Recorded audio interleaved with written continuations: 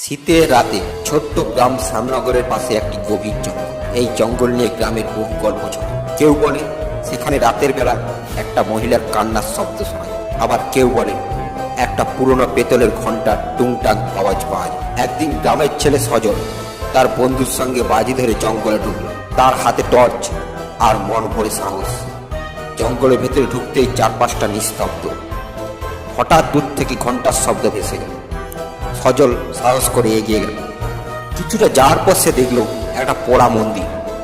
মন্দিরের ভেতরে ঢুকে সে দেখলো একটা পুরোনো ঘন্টা ঝুলছে। হঠাৎ পেছন থেকে ঠান্ডা বাতাস বয়ে এলো।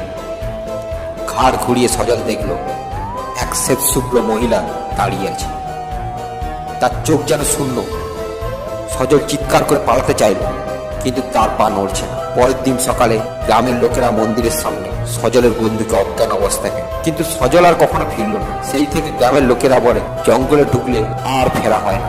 সেখানে যারা যায় তারা ভূতের বনবাসের মেয়ে।